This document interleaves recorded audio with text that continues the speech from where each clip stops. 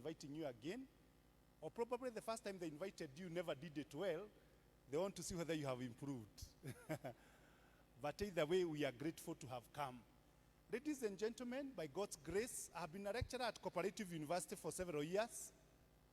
But I recently left because I wanted to pursue my education and also to do one or two things before I still go back there.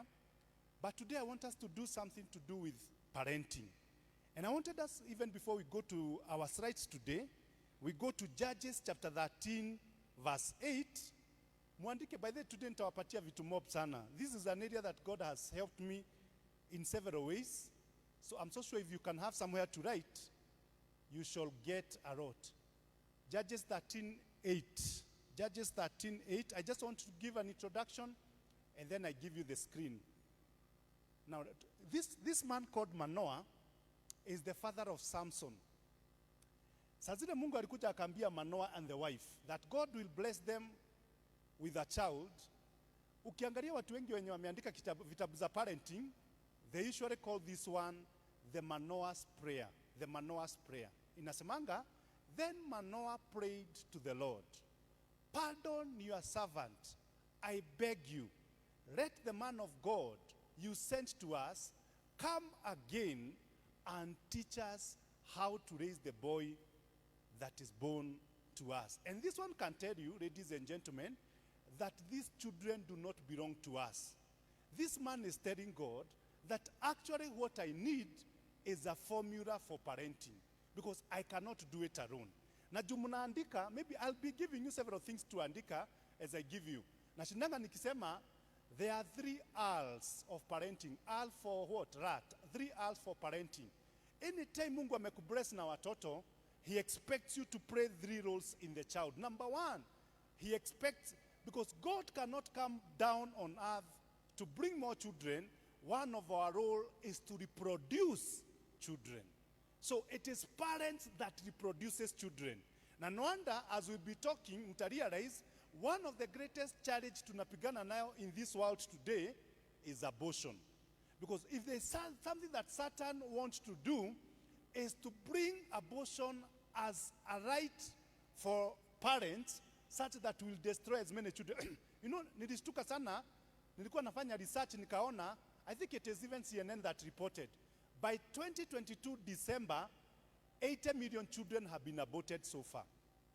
You can imagine, 80 million children have been aborted so far. Our country, Kenya, tunabwangwa, we are around 47 million population. You can imagine killing the whole country.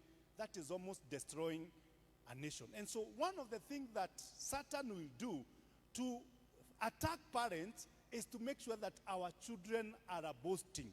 Na hiyo ndio mnasikianga watoto wakisema siku hizi flashing. The second R, that is the responsibility of a parent, is something that is called raising the child. And when we are talking of raising, ladies and gentlemen, this is the most difficult part of parenting. Because raising means it is reproducing an image of your own kind. Na nataka kuprove that one with the scripture.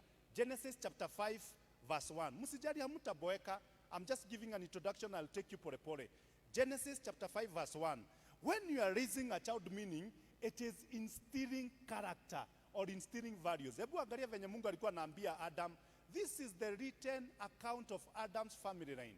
When God created mankind, he made them in the likeness of God. 5 verse 2. Verse 2, I'm just giving a synopsis. He created them male and female and blessed them, and he named them mankind. Then they were created. Verse 3.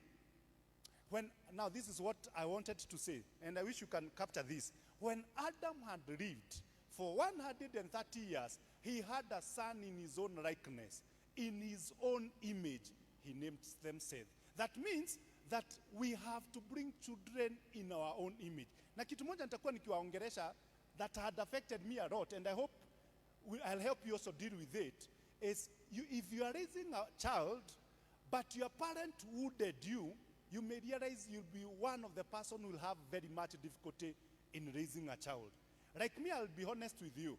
My dad was very strict with us. A very good, by the way, babangu alikuwa ameokoka, but he was too strict with us. In fact, allow me to say, but I'll be talking to you about parenting style. he was an authoritarian. To an extent to date, at my age, relating with my dad, I still struggle a lot. Because there are some parents I'm talking to here who have what we call in psychology, parent wound. Ama childhood wound. You are wounded as you are raising your children. Na saa zingine unakuanga na bitterness ingine ama anga ingine, hujuangi how to deal with it. You see, if you don't deal with it, you can raise children after your own kind. And that's why I'll be helping you how to deal with your own wounds. And that is what we say. Before you parent, you need to do what is called reparenting. Reparenting means you first go reverse gear, analyze yourself and ask yourself, am I having issues I have not dealt with? Because if you don't deal with those issues, then you become a problem. Let me say this, and by then tuwapatia tu story twingi, you realize this. There are also other issues that we say that affects our families. And I'll be dealing with them and helping you know that, like for example, me naitwa Karaoke. Before my wife came, she must have noticed and realized that I am coming from a genealogy. My father and my grandfather. We call those ones ancestors. So when my wife came into the picture, we are now reproducing people we call descendants. Now, if my wife comes and I have not been able to deal with issues that are affecting my descendants, what I may call generational curses, they may come and affect me or affect our children. Let me give you something that happens with one of our cousins. And I hope I'm not recorded. Iki tumusipos uedit, sidio? So that my cousin does not watch this. My cousin, sita mention Gina. We noticed every man my cousin marries, after 3 years, that man must die. So the first one died as a road accident. The second one died mysteriously. Recently, kulikuwa na mazishi tulikuwa nayo home, and I noticed a man that my cousin was dating. Nilimwangalia hivi nikasema, wewe ukibenya wewe, you can imagine what I'm talking about. They are still dating. If you are me, what should I do, by the way? Acha nikuniangalia ni kama nimekosea. I'm asking, what should I do? If that man marries my cousin, because my cousin has not dealt with that, that man becomes the victim. And I think I can prove to you in the Bible, in Matthew 22, verse 22. Can we look at it before? I'm just building a foundation, and thank you for writing. Matthew 22, verse 22. If you can give me there, fine. I think this is what I'm looking for. When they had this, they went away and they were amazed, and they went away. Verse 23. Verse 23. Aha. Now, ebu sikizeni kastori kanashtuanga watu hapa. The same day, the Sadducees, who said there is no resurrection, came to Jesus with a question. Aha. Verse 24. Teacher, they said, Moses told us that if a man dies without having children, his brother must marry the widow and raise up offspring for him. And in fact, walikuwa naambia Jesus, sisi tulikuwa tunaambiwa, kama mimi for example nimeoa my wife, and I die before my wife gets children, my wife should be married to my brother. That was the rule then. Now listen to this story. There is the, okay, verse 25. Now, please nataka kuwauliza, do you think this is a parable or a reality? If I give you the first sentence, hear what they are saying. Now, there were 7 brothers amongst us. Is this a true story or a parable? Akiniongelesheni. It is a true story. So they are telling Jesus, huku kwenye umekuja kututembelea, there were 7 brothers that we had here. I request if it is possible, can 7 men stand very quickly? 7, just stand. I will not use you in a wrong way. 7. 1, 2, 3, 4, 5, 6, 7. And so that musiseme ati nimekuja kutumia watu vibaya. Now let me use the example of my wife. Start. Exactly. Now listen. So you are 7 brothers. The firstborn, secondborn, thirdborn, fourthborn, fifthborn. These are many, is it? 1, 2, 3, 4. Okay. So firstborn, secondborn. Sasa wote wanakaa. Please, we are saving time. Firstborn, secondborn, thirdborn, fourthborn. Where is the 5th brother? The 5th born. the sixth born, the seventh born. Imagine this one happens in a village. I want to show you zile vitu zinaza affect watoto wetu if you have not dealt with them. Now, there were 7 brothers amongst us. The first one married and died. So, brother, by the way, it's an example. Don't marry my wife. It's an example. The first one, let's go. The first one marries my wife, marries Penina, and what happened to him? Die. Sit down. And since he had no children, Rudy, are you the wife, the one who is there? Since he had no children, he left his wife to who? To his brother. So the brother marries Penina. Continues. The same thing happened to the second, die. Is the wife dying? Aki Mukosoba, I love this. And the same happened to the third. Marry her, die. Fourth one marries her, dies. Fifth one marries her. Is she dying? Sixth one, it's an example, boss. The sixth one marries her and dies. And the seventh one marries her, dies. Now listen to what happens to the verse, finally.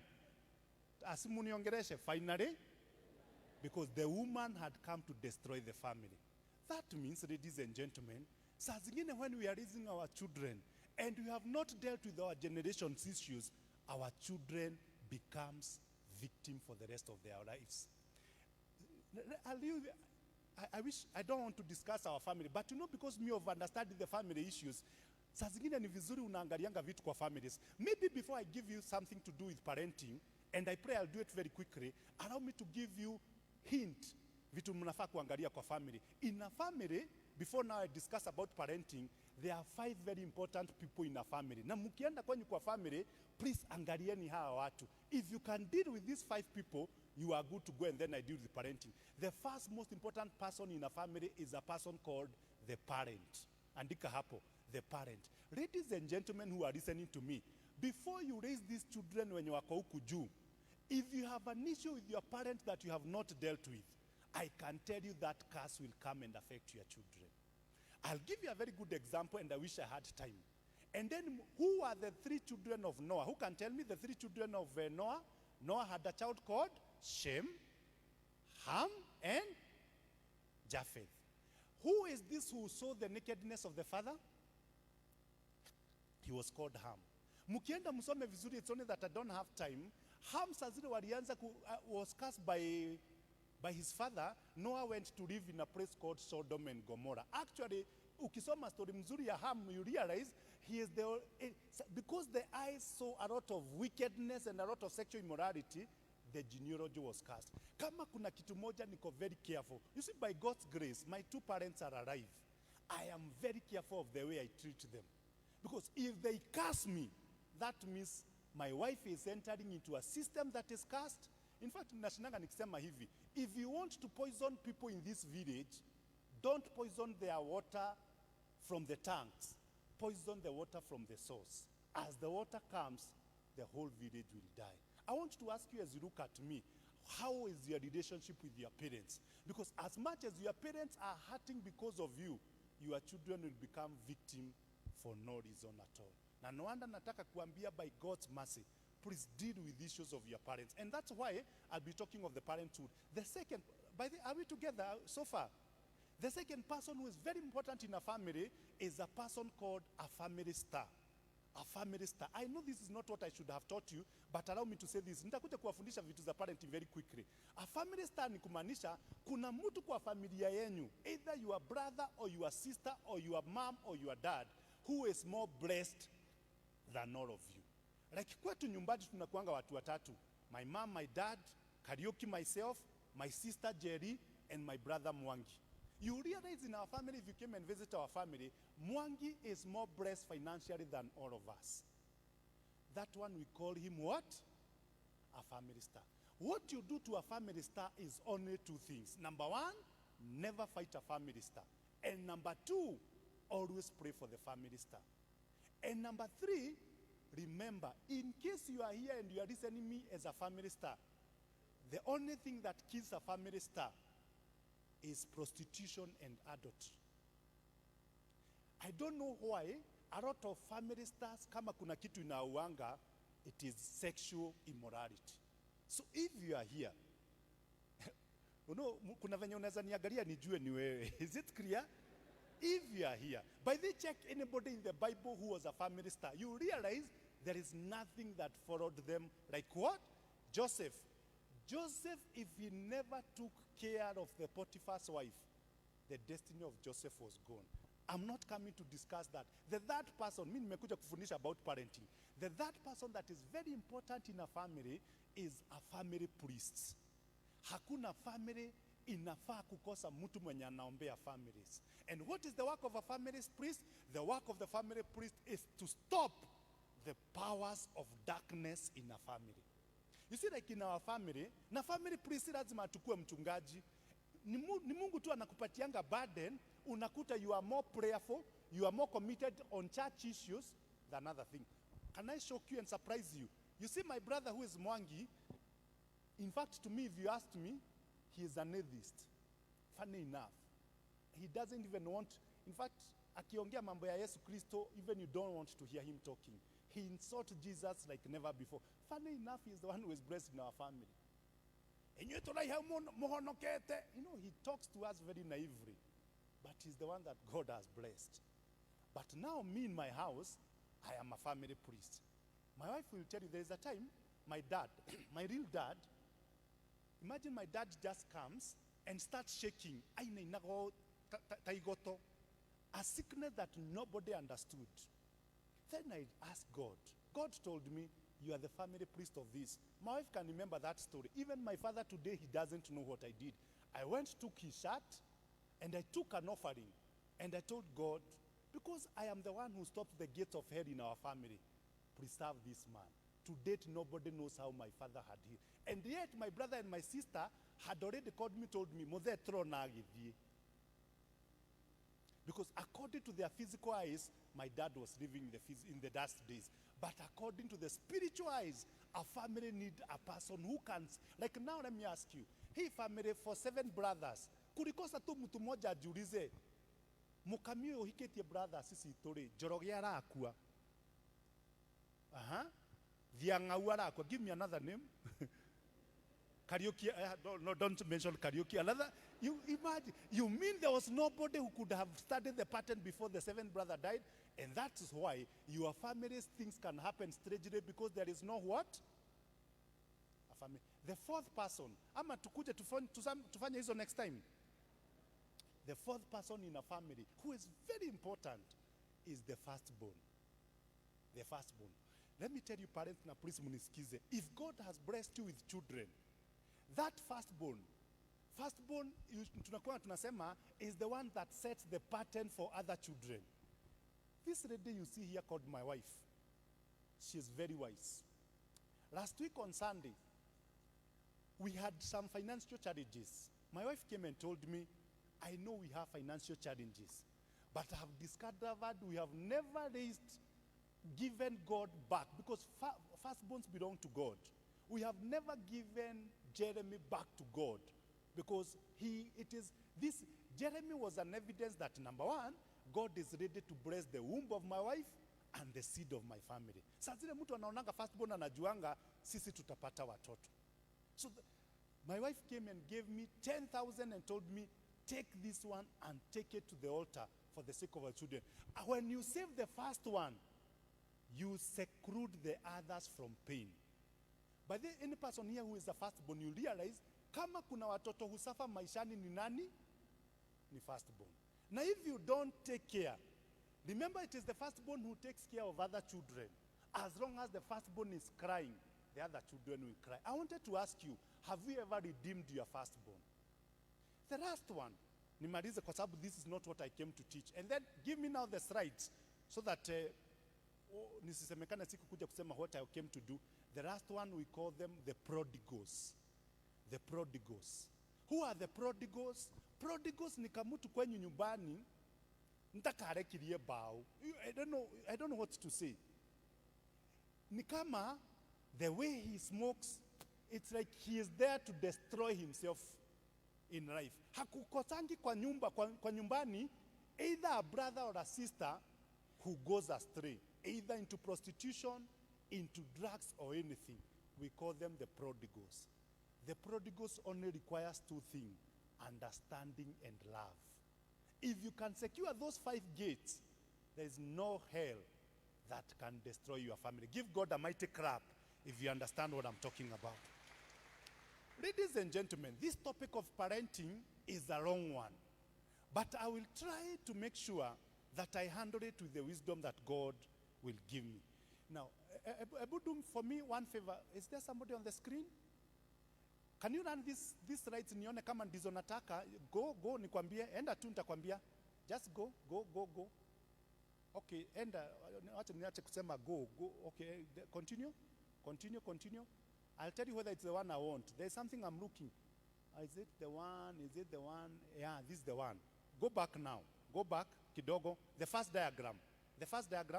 No, okay. Jugi atia. Okay, let's go pore now. First one. For the second. By the way, we are not using this note. I want just to explain to you.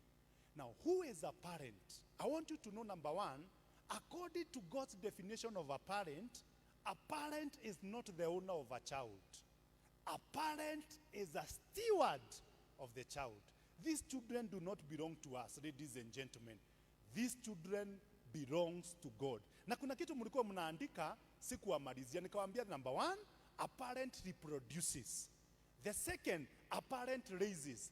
The third one, a parent releases. Releases ni kumaanisha, like for example, nilikuwa naangalia watoto wenye tuko nao, as we have been blessed by with 3 children. Jeremy, who is 13, I think he's now headed to 14. Jasmine, who is Jewel, who is 12, and Jasmine, who is 5 years old. Let me tell you, a parenting contract is a 25 years contract. I want you to understand that. You are supposed to be with your children up to 25 years. Unless on extreme cases, at 25, God expects that you have already equipped your children well and you have released them to the world. That means that God has given you those children to equip them and to prepare them for the world. And I'll be teaching you how do you equip them to the world. Now, nilikuwa nataka muangalie hii tank, realize there is that big tank yenye iko hapa juu. The big tank yenye iko kwa juu na kuna hii chini. If you ask me, that big tank yenye iko na kara ya blue yenye iko juu, that is God. This tank that is being emptied, that is being poured, that is the world. Now, the parent is the pipe.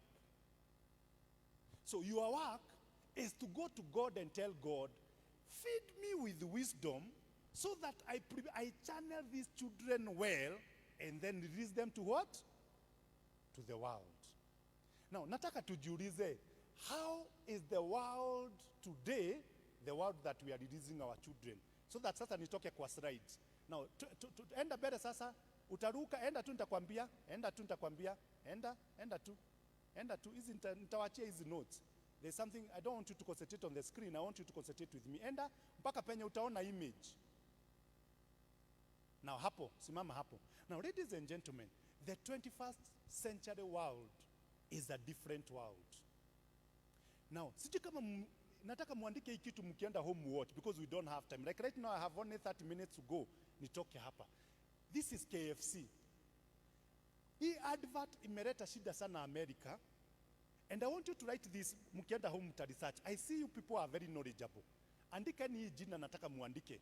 This thing imeleta shida America. The wazazi, they had to go on the streets because of this. Na kama uko na simu, you can check what I'll tell you to check. If you have phone, na please musigie WhatsApp, just do what I'll tell you to check. Andika kwa simu yako, KFC Diablo Burger. D-I-A-B-L-O Burger. Please, kama uko na simu unaweza andika hivyo, unaweza angalia, ukigogo uniambie KFC Diablo, D-I-A-B-L-O Burger. That is a burger that KFC launched recently. Sijui kama mnaona, kama msijui kama mnaweza ona kwa hii screen ama kwa simu zenyu, can you see the picture of an image of a woman behind? Talk to me, can you see that woman? That woman is called Lilith. Andika hivyo, L-I-L-I-T-H. Lith, Lilith. And who is Lilith? This is the mother of demons. Nataka mtu mmoja mkitoka hapa muende KFC muambie you want to buy Diablo burger. What they are doing, once you buy this burger, they are giving you a code kama for example 678 470 code kama tu Safaricom ile tunanuanga airtime. Once you get that code, it is a cartoon called Diablo 4 cartoon. Mtoto wako akipatiwa hiyo cartoon, it is the most popular cartoon with our children. Once the children start watching that cartoon, they start watching cartoons of demons.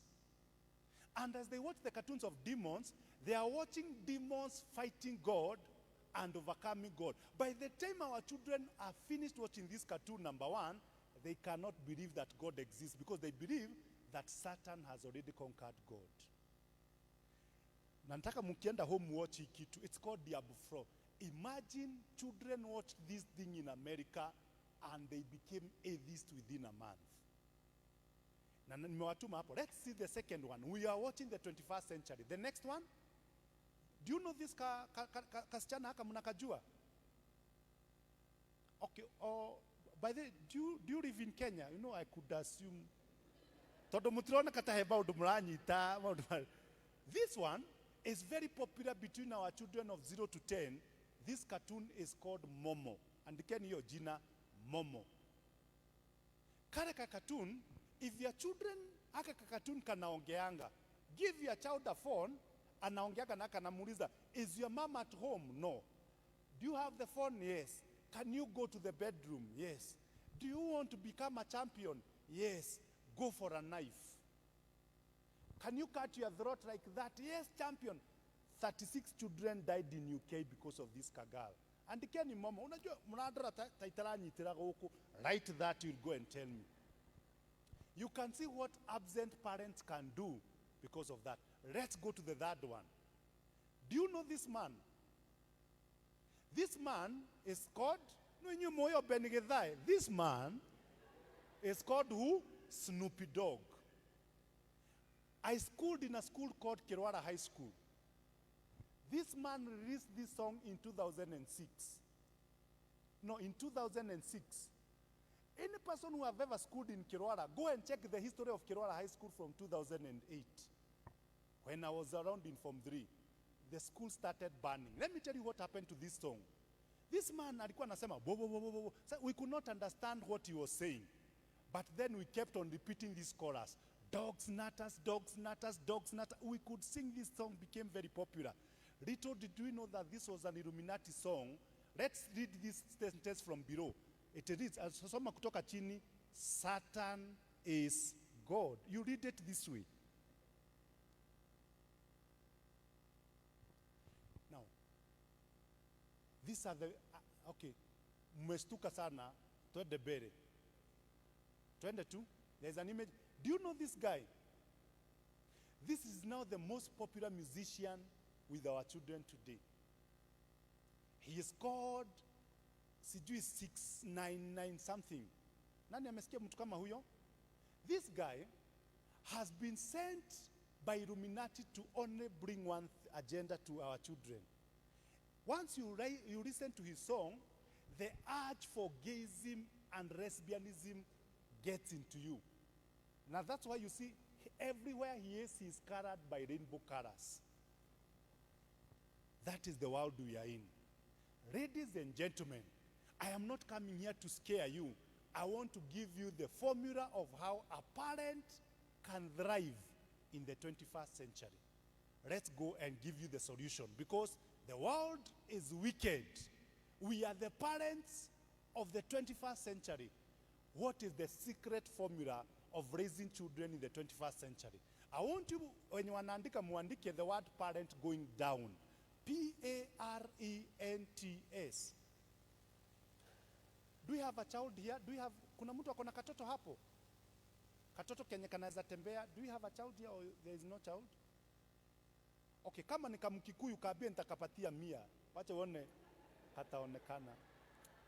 Amen. Kuna hakana? Okay, no problem. The word parents. Can we now go? By the way, I'll not use the screen. And the reason as to why I'll not use the screen, majority of you are struggling to see. Is it okay? So listen to me. By the if you apply this formula, I can see some children there. Can't I get one? Okay, no problem. No problem, there's no problem. How, ma'am, you can release the child? There's a child I can see there. Ama, nataka kutu kukatuma. Ama she's not comfortable. He's not, sir, can I go down? Thank you. I want us to talk now. Sir, kijana, come. Come. Okay, nimepadisha 150 kuja. Just come. Okay. Who can I use? Who can I? There's also a child there. I'm just using, by the way, I'll not use it wrongly. So, please, we'll do very fast. I have 30 minutes, I'm so sure. Once, if you can apply whatever I'll tell you, I have read books, I have written. Kasichana kaa hapa. Kaa hapa. Sita kutumia vibaya. You are a good girl. Have a seat here. Thank you. If God blesses you with a child, this is the formula to use to parent a child. Let's start with P. Anytime God blesses you with your child, you are supposed to be proactive holistically. You are supposed to be proactive holistically. Now listen to me. This child, nakatumia tu for this P and then kaketi chini. This child is 3 in 1. This child has a body, this child has a soul, and this child has what? A spirit. If a parent, you don't touch those 3 areas, you have failed this child. Let me teach you how to touch these 3 areas and the child goes. Let's start with what? The body of a child. Ensure that you protect this child from 4 gates. The first gate is the gate of the eyes. What do your children watch? Now, let me give you a story. Kasichana unaweza enda tu kuketi. I think I'll use the stool as a symbol. Let me give you a good example. Do you remember, wacha niwapatie ka story. Do you remember this child, na uko kwetu Kabete, because me I come from Kabete. Do you remember a case of a boy called Warungi? Warungi is this boy who killed the father, who killed the mother. Do you remember that story? By God's grace, I was involved in counseling the family. So I know some stories that I want to give you. When Warungi was growing with the family, the father went abroad. So the mother was left with the children. As the mother was raising the children, Warungi felt as if the father hated him. So Warungi grew with a lot of bitterness. As he grew with a lot of bitterness, he vowed, when my dad will come back to Kenya, I'll wipe the whole of our family. So the father came. Warungi that day, na nataka mkienda home watch hiyo kitu kwa Citizen, ilikuwa kwa Citizen, ukiandika tu Warungi story utaona hapo. Warungi vowed. As the father came, Warungi was watching 2 movies. The first movie Warungi was watching is a movie called Killing Eve. How to murder the people you love without feeling sorry.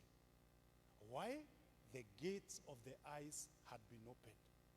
Ladies and gentlemen, are you in charge of what your children watches at home? Are you in charge of what your...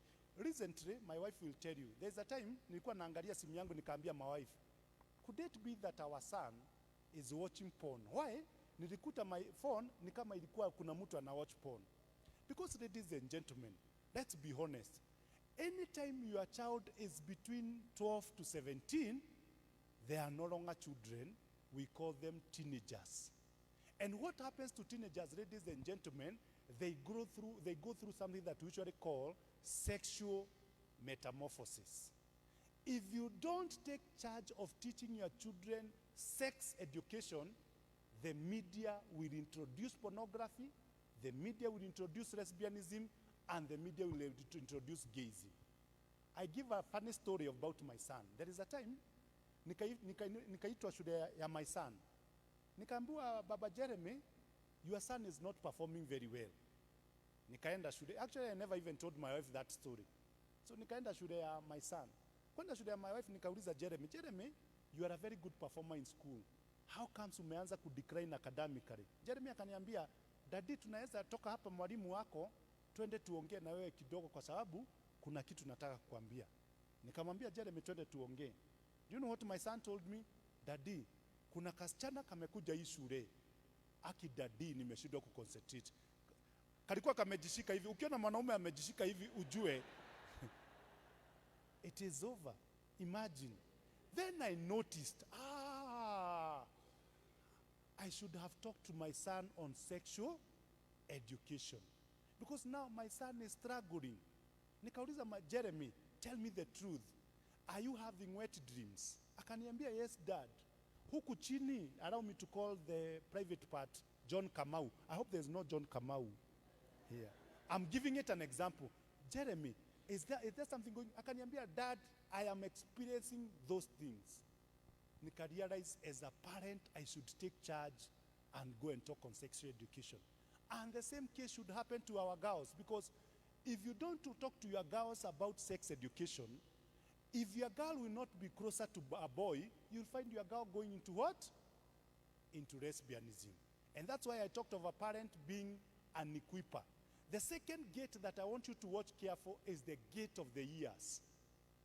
Right now, if there is something that is happening in this world, is a lot of toxic music. Are you guiding them concerning that? So when I'm talking of a parent being proactive, I am talking of the body. Another thing I want you to be very careful about the body is what food do your children eat? Kama kuna, in fact, and I'm so sure some of you here could be doctors, wazazi mnaweza kubaliana na mimi. For the first time in the history of this world, every hospital is almost starting a children ward. Why? The food that our children are eating is full of too much chemicals, too much sugar, na research imeonyesha ikasema our children longevity will be 43 years. What is the need of raising children who cannot even exceed 50 years because of the food we eat? Monday, Ringos. Tuesday, Indomie. Wednesday, pizza. Thursday, burger. Friday, chips. Saturday, simuedere na list. Can you imagine? I want you to go and do a research. By the way, I'm a lecturer, so I can tell you, you look like you are an educated congregation. Go and check why Coca-Cola brought this soda. Yenye haina sukari inaitwa aje? Diet Coke. They brought it out because somebody sued Coca-Cola kwa sababu every time you take a 300 milliliter of soda of Coca-Cola, walisema it's like taking 6 spoons of sugar and eating it like this. Na mtoto wako anakunywaga tu plastic 4 kila wiki. Are you not killing them? Watoto wetu siku hizi wako na vitabu kubwa hata kuliko baba zao. And you call that unhealthy? What are your children feeding? Will our children die if they eat metugo? Aki, talk to me. Will they die if they eat guashe? You are the one in charge of what your children are eating. Instead of carrying too much Jewish, why can't you allow them once in a while to carry water to school? And one of the person I appreciate because of doing that is my wife. Do I look healthy? Do I look healthy? Somebody is in charge of that. We agreed deliberately that this body, by the way, do you know, ladies and gentlemen, without this body, you are no longer relevant in this earth. So we need, there's a book I would want you to read. There's a book I would want you to read. I can't remember the other, but andika pahali na mkikosa muniambie niwatumie kwa WhatsApp. It is called My Body is God's Temple. I wish you can read that book. You realize how important this, you are alive because of this body. And that's why every time you are taken to mortuary, tugaga mwere wake okayero, because you now, the reason as to why we value you is because you have what? A body. The second part I want you to nurture very carefully is the spirit of a child. The spirit of a child. And how do you nurture, ladies and gentlemen, the spirit of a child? Through 4 ways. I'm hoping that I'll capture this very quickly. Number 1, direct the spirit of that child to godliness. The spirit, ikiachiliwa without being directed, it can go astray. And I want you guys, mkiniangalia vizuri watu wengi wanasemanga nakaa walia. Is it true? Hata mimi naonaga hivyo. Tuachane na hiyo story. I have lived in Isiri, and I will tell you, One of the people who have never gone wrong on this one are Muslims. Muslims never compromise. Nataka muandike hii jina kwa sababu mnaandika. Andika jina inaitwa Adhan. A-D-H-A-A-N. Adhan. A-D-H-A-A-N. What is Adhan? Adhan is a ceremony in Islam. Inasemanga mtoto akizaliwa, akishatoka kwa tumbo ya mamake, daktari akishampanguza makamasi ama zile vitu maji zote na damu yote ambayo ako nayo, the first person to hold that child should not be the mother, but the father of the child. And if the father of the child is not available, the priest should handle that child. Wanashikanga mtoto hivi, wanaendanga to the right ear, wanasema Allah, Muhammad is the prophet 7 times. Hapa 7 times, Allah, Muhammad is the prophet. Watoto wetu wakizaliwa, what do they hear first? Samido, dore moto emwega. What is that, ladies and gentlemen? A spirit cannot be left on its own. There are so many spirits hovering in the world. And if you don't direct the child well, you get it wrong. The second D, I'm calling them how to direct the spirit. The second thing you do as a parent, you dedicate your children to God. Every child requires an altar. And I want to thank God for you parents, that you decided that irrespective of COVID making many parents not go to church, you have decided that as for me and my house, we shall serve the Lord. Give yourself a clap because of bringing your children to the altar. By the way, can I shock you? I am a learned person by God's grace. One of the things that COVID fought and won is not the church. The church is a building. But COVID kept members away, not from the church, but from the altar. There is nothing as powerful as what? The altar. By the way, those guys who, when I was doing my master's, I was doing a research to do with the witchcraft and everything. I wanted to know the effect of witchcraft in a society. There is no witch doctor that has no what? Altar. Because in the spiritual realm, they believe in altars. It is only us who don't believe in that. You guys, you are learned, you know this. If you have done sociology, you'll agree with me. The only depopulated place of worship today is the church. Go to Muslim, the mosque, they are full. Go to where? Go to temples, Wahindi, they are still going there. Why? The question was not fighting the church. It was fighting what? The altar. I want you to be very careful about that. The third thing you do as a parent when it comes to the spiritual life of your child is disconnect your child from any ancestral spirit that may come to fight them. It is your role to do that. And you know, in our community, especially the Kikuyus who are here, they'll agree with me, we name our children from our genealogy. If we don't deal with that, our children becomes victim of something we never dealt with. That is the spirit. Let's go to the soul. The soul carries 3 parts. And I request the man there to give me Colossians chapter 3, verse 21. Colossians chapter 3, verse 21. The soul has 3 parts. The soul has the mind, the soul has the emotions, and the soul has the intelligence. So what do you do, ladies and gentlemen? If God can help you, tap the intelligence of your child as early as possible. For example, my son who is in class 8 right now, I'll be very monitoring how he will perform his KCP. But beyond KCP, ladies and gentlemen, I should also check, is my son gifted in an area that I can nurture him? Because, ladies and gentlemen, other than the church, we also need to realize we are releasing our children to the marketplace. In the marketplace, you can either survive through 3 ways. You can either survive through employment. You can also survive through entrepreneurship. Or you can either survive through education. So lazima to realize, ladies and gentlemen, we are also bringing people who we don't want them to struggle in the world. Because money is a factor in this world. Every family requires money to live a comfortable life. True of us,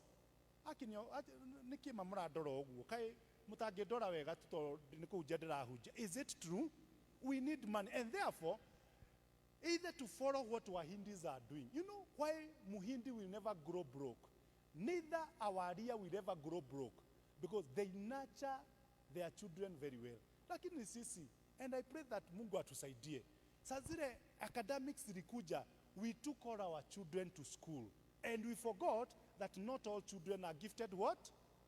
Like me, as much as I'm educated, let me tell you, I have struggled to be where I am. Mi kwanza secondary, unakuja unafundishwa periodic table mpaka wa leo mimi sijai apply. Kwanza kuna hesabu, I hate it to date.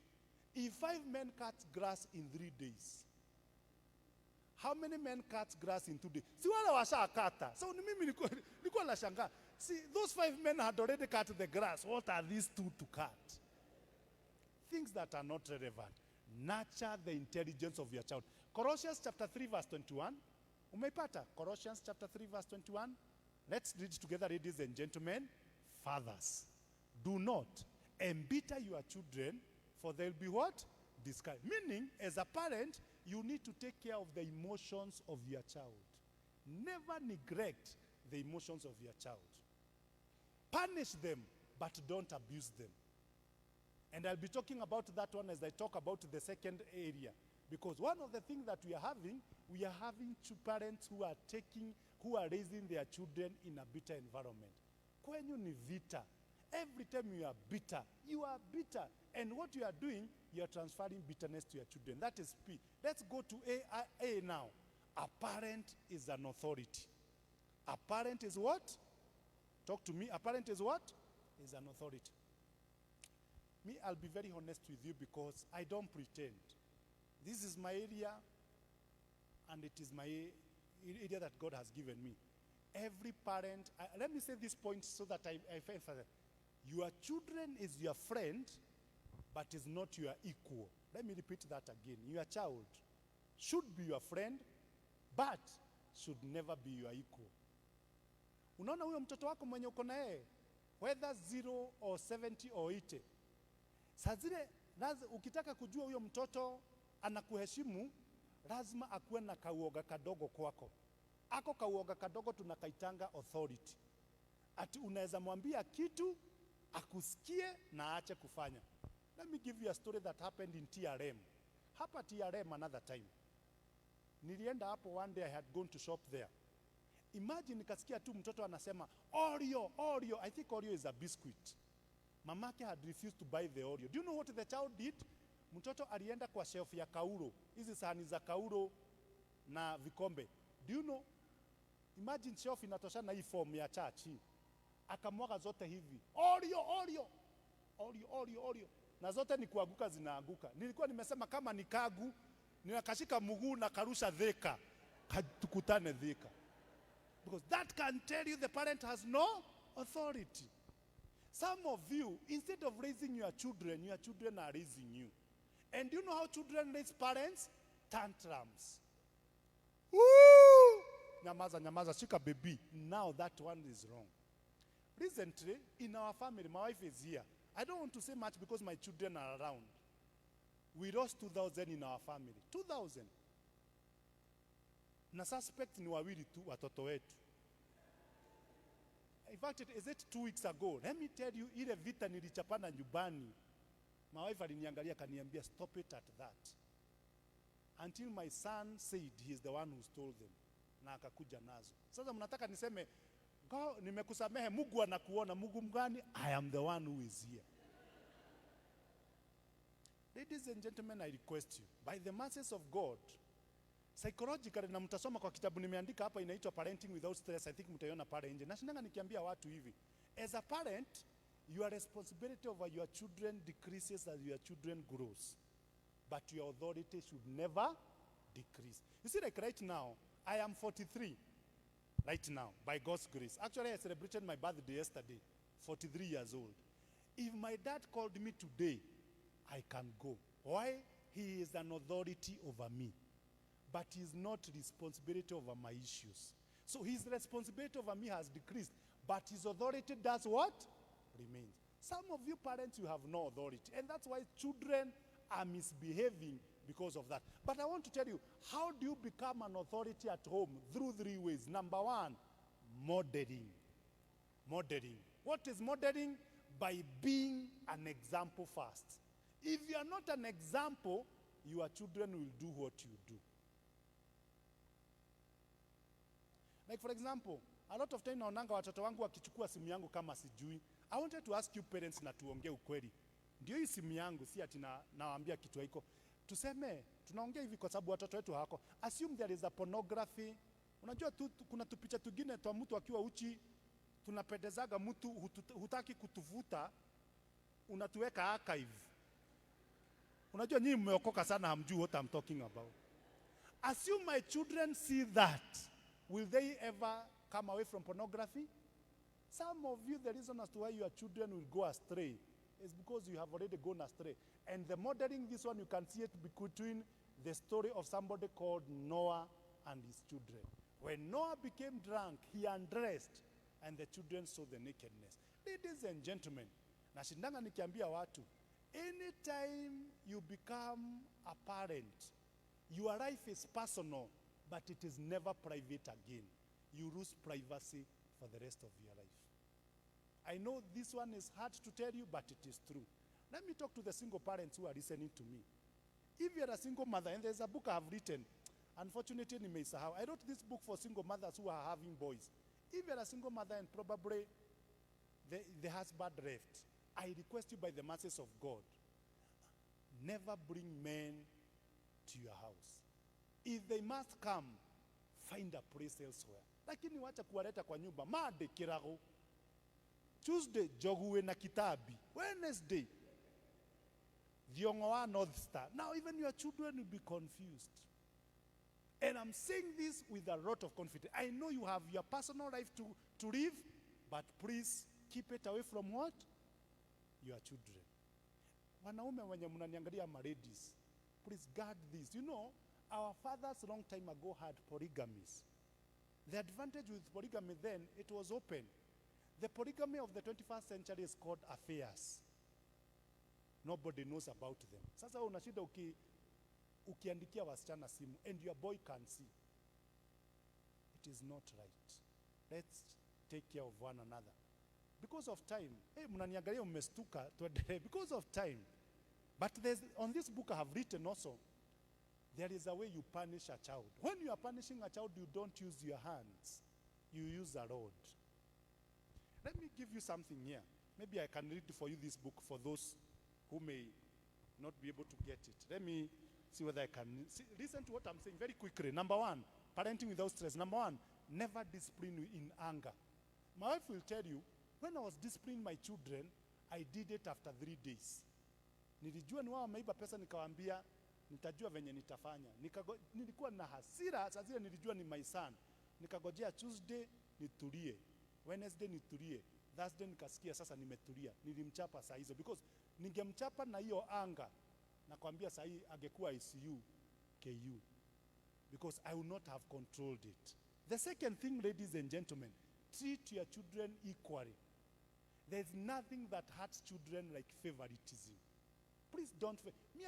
I have 3 children, but I love them equally. Lakini ukipenda mmoja kuliko wengine, you bring sibling rivalry. Number 3, never allow your children to despise discipline. Unajua kuna wazazi wanashinda kusema, wewe utaona cha mtema kuni. Mpaka wa leo hajaijua ni kuni ama ni cha mtema. Hajaijua because you are only full of threats and you don't do anything. Nilipigana vita kwa sababu I meant it. Tunamaliziana hapo. They are my friend. Hata tumekuja nao leo. I told them it is not you I punished. I punished the issue you are having. Number 4, ladies and gentlemen, do not allow your children to become slothful. Don't raise lazy children. My wife will tell you, other than what I do, ladies and gentlemen, because I believe in the 21st century to survive you must have streams of income. Job na vitu vingine. I am a pig farmer. I also do chicken farming. Hata nimekaa mwezi moja bila kuenda kuona nguruwe zangu. My children wako kwetu nyumbani. They should be the one working so that they learn to know that they learn. No, sasa nyinyi watoto wenyu wanashida tu na simu kwa remote. Afro cinema continue shortly. Wakikula popcorns. Let me tell you, you are raising a dangerous person. Teach them to work. Kwa nini mnaniangalia vibaya? Pigieni Mungu makofi basi kama si nyinyi. It is bad. I pray to God because of time you'll buy that book. I think you'll get some copies there. The third one is R. A parent must be relational. Are we on track? Am I boring you? The time will come when you have more time. I'll expound more. A parent must be relation. There are 3 relationships every parent must build. Number 1, relationship with your spouse. Allow me to talk to the single parents with a lot of love and tell them, unless your husband who has left is not comfortable. Na by the way, nikiambia wazazi, hata sisi wenye tuko na bibi, tuko 2 of us. Never blame a single parent. I came to realize you can be a single parent overnight without you knowing. Either, nashinanga nikisema, a person become a single parent through 2 ways. By choice or by circumstances. Some chose to be single. Some is circumstances that found them.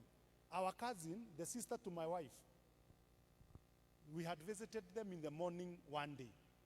Na tukaacha wakiwa sawa. Only in the evening to be called and told. Now the sister to my wife was called by the sister and was told, imagine my husband ameshutiwa hapa Ruaka.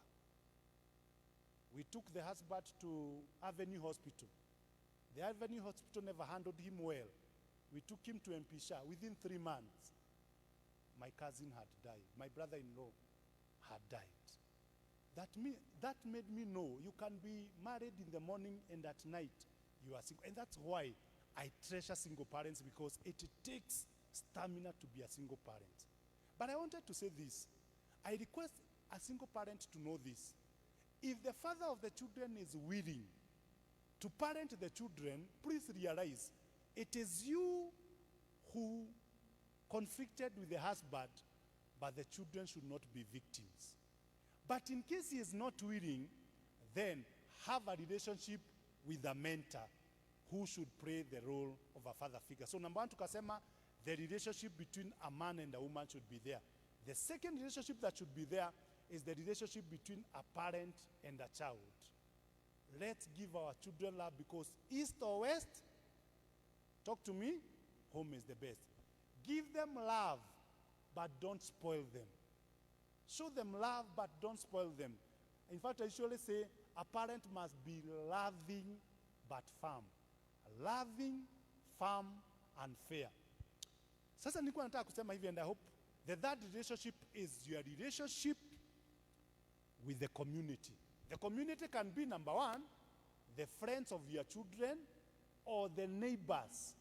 Because then, remember, other than you, the people who influences your children much are the people who are around there. Like me, I know all the friends of my children. So that in case there are some children who may mislead my children, I can take that one charge before my children are destined. Like right now, I know all the friends of my son. So that kama kuna kitu naangalia, like there are some girls my daughter is very close to. I need to know those girls, their character. So that in case they are lesbians, I can warn my daughter early enough. Let's go because of time. I have 5 minutes to go. Tutakuja another time to do this. Letter what, ladies and gentlemen? Letter E.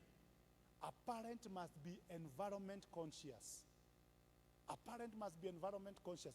Aki wazazi na waomba, by the mercies of God, in the 21st century, don't be ignorant. Jana nilikuwa nasoma about gazing, nikastuka sana.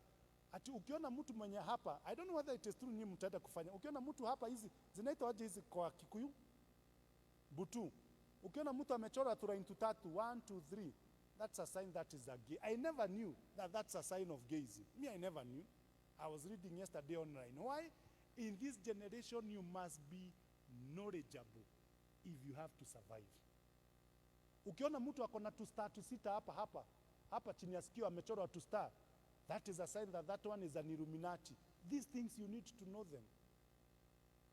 You know, a parent in the 21st century should not be ignorant. Ukipatia watoto wetu hii simu, the things they go.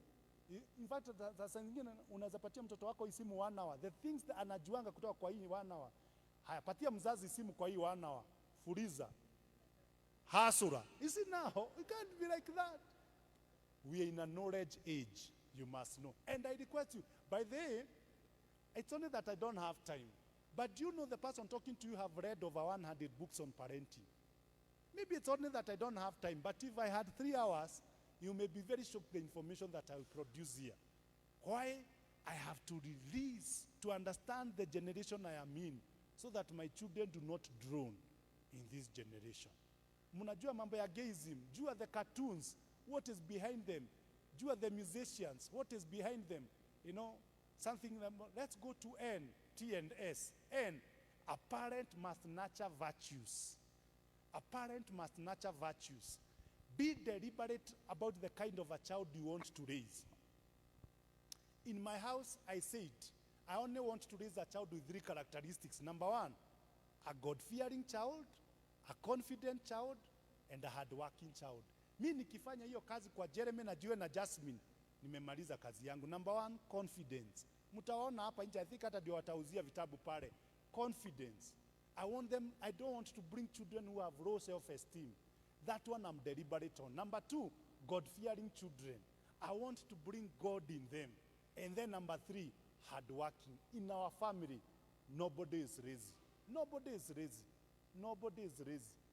My son, I'm expecting him to go to Alliance. And even if he doesn't go to Alliance, he dunia ata survive. Atalisha nguruwe. He must survive somehow. Because the father is also hardworking. You nurture virtues. And I usually tell people, once you nurture virtues, virtues become values. Values becomes character. And that becomes a character of a person. Because like my character was brought because of the virtues that my mother brought. The last letter is what? T. Become a team prayer. Understand, who do you want to partner with in parenting? 3 people you need to involve. Number 1, partner with the church. Number 2, partner with the school. Number 3, partner with the community. Those 3 people are very important. Let's start with the school. Which school do your children go? What values do your school believe in? Unajua, and I'm very sorry to say this, na nitasema hivi, there is a child I cancelled. Na alikuwa amepelekwa shule moja hapa Thika. Sitasema ni gani. Do you know, mzazi aliinsist kijana wake aingie hiyo form 1 na hakukuwa vacancy. And because the school is good, the parent had money. Mtoto wake akamwambia, dad please, mimi sitaki shule. The father insisted. By the time the son came to me, mtoto alipelekwa dormitory ya form 4 kwa sababu form 1 hakukuwa kitanda. Do you know the form 4 boys, 69 of them slept with that boy for the whole semester. The boy mpaka wa leo is on 6 months leave kwa sababu alipasuliwa na huku nyuma. Ladies and gentlemen, not all schools are based on the values. No, if you are a Christian, Muslims wanakuanga na believe, if I'm a Muslim, my children should go to a place where values are there. Another second partner tumesema ni nani? The church. Ladies and gentlemen, thank God we are Anglicans. And this is one of the religion that has kept the faith. But you know, nowadays we have cultist church that are cults. See how many children suffered because of shakahora, because of culticism. And then neighborhood, nikaongea mambo ya community. Recently, and I'm very sorry, I hope I'm not telling you things that are scary. We noticed in our family, one of our distant cousins, that the brother and the sisters have been sleeping together for the last 3 years. Actually, it is my wife who noted that story. Because the community, you need to know who are the friends of my wife, who are the friends of my children, because they influence. That is team prayer. S, ndio namaliza nao niketi chini, self-care. A parent, as much as you are raising children, don't forget about yourself. It's called self-care. Usipende watoto sana ukajisahau. Kutoka COVID ishe, are you okay mentally? Do you have somewhere you go? Do you have friends? Is your life just about parenting? Unajua, there's a time, niwapatia kaka story, there's a time, nikikuja home, my wife anakujaga saa zingine home, niko na njaa, nauliza my wife, kuna kitu naweza kula? Anafungua fridge ananiambia, hii yogurt ni ya mtoto, hii ni ya mtoto. Namuuliza, si hawa watoto ni wangu, mimi nakunywanga yogurt ya watoto kwa sababu sasa utawekea yogurt wewe. Unajua sasa sisi wazazi tumegrow in a society where unaleta ebe nyumbani, wewe unakula makoro, mtoto anakula ebe. Si hata saa zingine wakule makoro. Treat yourself. Tell your neighbor, take care of yourself. Is it clear? Because if you neglect yourself, you will die earlier and you leave your children with nobody to help. There's a book I have written, Parenting Without Stress. This book can address as many issues as possible. The book is 1,000 shillings. But because of the economy, maandamano, sukari imepanda, nini ingine imepanda? Petrol. So instead of 1,000, my wife will sell at 999. Is that okay? 999. Amen. Wow. We forgot the book on fathers, makes the difference, and how mothers raise boys to men. I forgot them in the office. I request our archdeacon to allow us. They can be brought on Sunday for those who may want. God bless you. Thank you for inviting me. I am sorry where I have not handled, but asanteni sana kwa kunisikiza. Thank you, archdeacon, for inviting me. Was I a blessing to you? God bless you so much.